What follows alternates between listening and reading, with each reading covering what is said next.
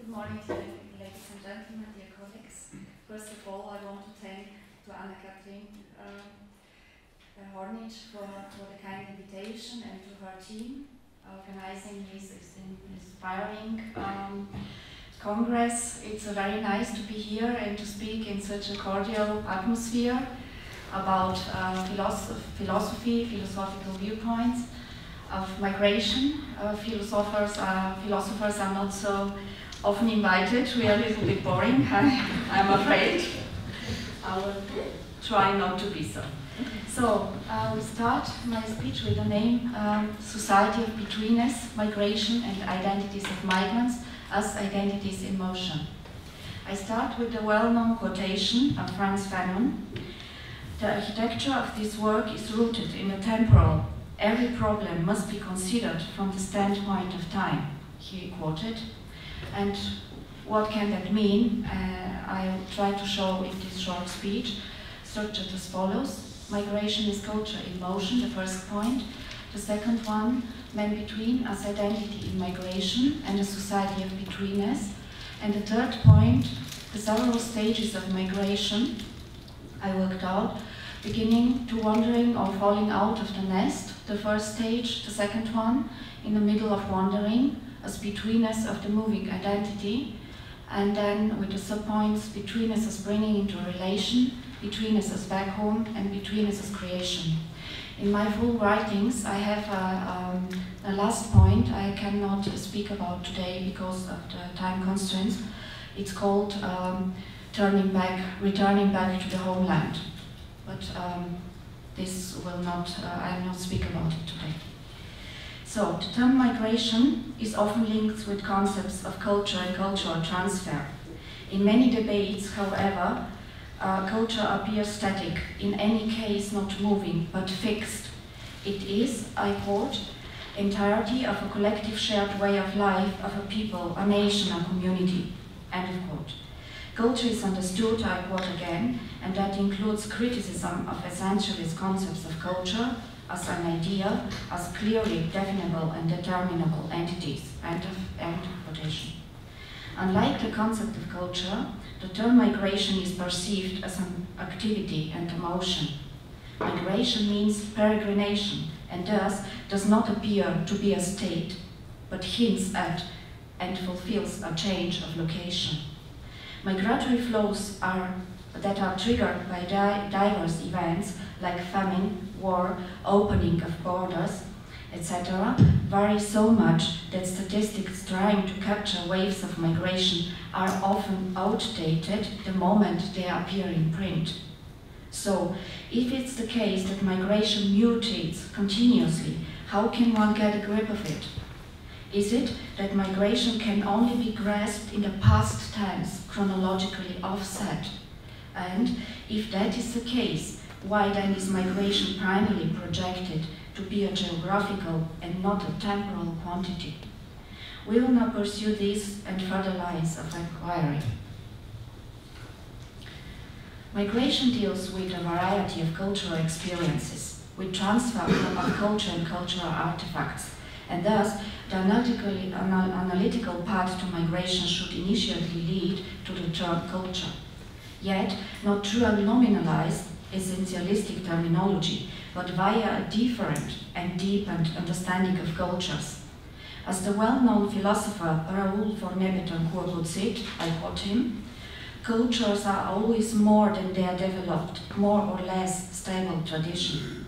Undeniably, there is no culture without tradition, because the development of culture, regardless of how one tries to define it, requires memory and common experiences. And these are the foundation for the creation of traditions. The development of traditions alone, but doesn't constitute the end point of the development of culture. Firstly, because there is room for the more than one tradition to develop in every culture. Indeed, every culture knows the plurality of traditions that compete for the definition of their own uniqueness, end of quote. Man lives culturally and not naturally, Franz Martin Wimmer wrote 2000 already. Therefore, we can start connecting migration and culture by saying quite generally that migration is connected closely with the transfer of cultural artifacts, and, I quote David Miller, that immigrants will bring cultural values, including political values, with them that will differ more or less from the public culture and the society they enter. B, that their life in this community will lead them to absorbing parts of existing public culture and thereby changing their own values. And C, that their presence will also alter the political culture in various ways. End of quote. We therefore speak about migration when there is not only a change of location, but also a change of culture, a difference at least one cultural artifact like language, clothing, religion, climatic condition, tradition, etc., between the culture of origin and the one encountered at the destination. Definitely with some kind of visible or tangible intersubjective break with the previously existing environment, Umwelt, with some kind of cultural displacement. The intersubjective break is the most important issue, the most important aspect of the definition of migration. The cultural artifacts, for example, language, culturally coded values and norms that were brought in and shared with the target society, are cultural benefits that the migrants carry with them and position anew as men between. These cultural benefits get fully actively inserted by the new citizens at the destination and thus create a new society, the community of Betweenness. The term man between, actually the word betweenness, I have borrowed from the Japanese philosopher Tetsuro Watsuji and applied in a new intercultural manner to investigate the migration phenomena and identities of migrants. Watsuji described the man between, called ningen in Japanese, as an actively intersubjective connections between acts, whereby the self and various use lives intersubjective corresponding alliances. A person, for example, you see it on this side, according to Watsuji, and on the other side, the new application in migration. A person, for example, a woman, is co-active in various intersubjective connections. In one case, she is a daughter to her parents and thus cultivates contacts with them. She is also a wife to a husband and maintains an alliances with him. Then she is mother to a child, furthermore, employee of an enterprise with connections to her boss and colleagues, etc. All these intersubjective connections allows her to act as we. Man between, according to Watsuji, leaves these connections surreptitiously and simultaneously. The temporality of being appears in and through these very connections. For example, if I'm on the way to meeting a friend, I live in a present-future mode. In being on the way, I'm in the present, and in anticipation of the meeting, I'm future-oriented. In remembering my late parents, I'm past-present oriented, etc. These connections, or rather this existence analysis, can be extracted and find an application in the decentralized analysis of the migrating people. The betweenness of the human connections extend in migration. They extend through crossing of cultural borders, but also through interruptions, connections, relocations and reconnections of old and new intersubjective alliances. People in migration are characterized by multiple alliances, multiple loyalties and ambiguities, which act in several directions through multi-oriented reconnections and thus counteract an essentialization of the migrant existence. Through these polyphonous intersubjective connections to the old life, to the old ones, loved ones, but also through relationships with new friends, colleagues, etc., a temporal axis is created that leads from the past via the life present to future expectation of old and new human connections. And with the help of this temporal aspect, one can clearly demonstrate the various stages of migration. These stages of migration, of which I can only present a part, because of the time constraints, have direct influence on the development of respective identities, or rather on the rearrangement of the identity aspects of people in migration, such as bodily existence, language, family constellation, social network, word, etc. So I want to present the different stages of migration, with the first stage beginning to wander, or so-called falling out of the nest. Each wanderer starts the journey at a certain point of departure. Each wanderer has a home as a place of origin, as a well-rooted starting point, which initially appears to be a consistent location of life. Usually, the retrospective memory thereof is linked to an early childhood, especially when several stations feature in the life of migrants. These early childhood memories are constant and offer solace. They suggest a happy childhood to allow a feeling of belonging and safety amid change and relocation. In many cases, these memories are documented by photographs, which are often the only objects that are taken along, especially in a hasty flight. I quote Gloria Anzaldúa, "I have a vivid memory of an old photograph. I am 6 years old. I stand between my mother and father. Head cocked to the right, the toes of my flat feet gripping the ground. I hold my mother's hand.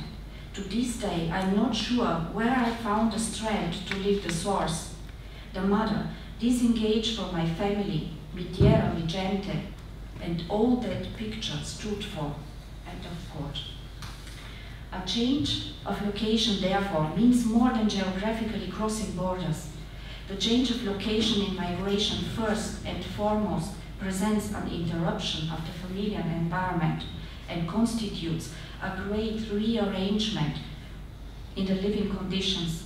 Thus, it is often perceived as a loss, as painful experience. This is why I called this stage falling out of the nest, because leaving the nest is always associated with stepping out into the cold. And whether it happened voluntarily or not, it is always linked to stepping out of one's own zone. But this stepping out of one's own zone can also have a double meaning. Out of the depth of the aspects of individuality, not only painful experiences develop in the course of migration. The first stage of falling out of the familiar environment allows occasionally for, I quote, "a productive force of cultural displacement to arise," end of quotation. And a new quote, Gloria Anzaldúa again. She wrote, "I had to leave home so I could find myself, find my own intrinsic nature buried under the personality that had been imposed on me," end of quote. So we come to the middle of the wandering. Betweenness of intercultural identities in migration is processional development, a movement whereby new aspects of identity can evolve. This development happens at the target destination through relinking of human connections. This reclassification and restructuring of life pertains to all cultural artifacts that represent vital components of any structure of identity, such as language, clothing, diet, religion, climatic adaptation, etc. A beneficial relocation of the migrating person is facilitated by a positive correlation between the person and the respective society and helps straighten, develop, or correct the inherent aspects of the respective identity. The point 2.1 is betweenness as bringing into relation and is situated in the middle of wandering. The first step in the middle of wandering, betweenness, appears as a phenomenon that can be called bringing into relation. A reorientation takes place here, a reconnection or rather reconnecting of human relations between person and between the person and the new society.